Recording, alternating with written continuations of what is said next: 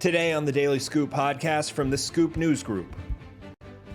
A lawyer linked to DOGE is defending OPM's mass email system lawsuit. And a DOGE staffer violated security policies at the Treasury Department, according to a court filing. It's Tuesday, March 18th, 2025. Welcome to the Daily Scoop podcast, where you'll hear the latest news and trends facing government leaders.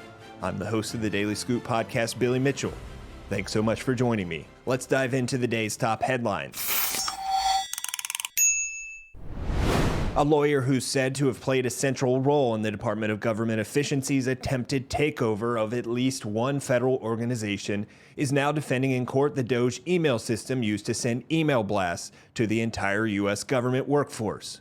During a February 6 hearing, Jacob Altick joined the defense in the ongoing lawsuit where unnamed federal workers have accused the Office of Personnel Management of standing up its new government-wide email system with inadequate privacy and security protections in place.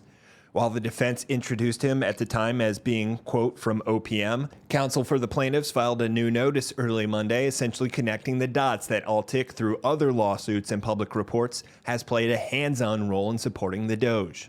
Altick was first identified as a DOGE lawyer with an official DOGE email address hosted by the Executive Office of the President in a ProPublica article from early February. Then, Altick was identified in a separate ongoing lawsuit as working hand-in-hand with DOGE associates in the organization's attempt to dismantle the U.S. African Development Foundation. Bringing things back to the OPM case, the counsel for the plaintiffs wrote in the Monday notice that with the relevant information about Altick, the court should consider that the defense may know more about the inner workings of the OPM email system that's closely tied to DOGE's federal workforce reduction efforts than it's letting on. The defense filed a response to that notice later on Monday denying such claims.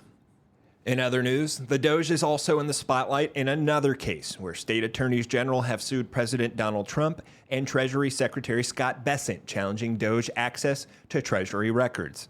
In the latest development in that litigation, DOGE staffer Marco Ellis, who resigned in February after racist social media posts surfaced, is said to have shared personally identifiable information in a spreadsheet with two GSA officials.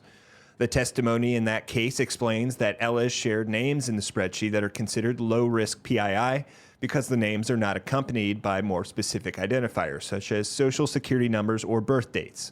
Still, the distribution of the spreadsheet was contrary to Bureau of Fiscal Services policies in that it was not encrypted, and he did not obtain prior approval of the transmission as required.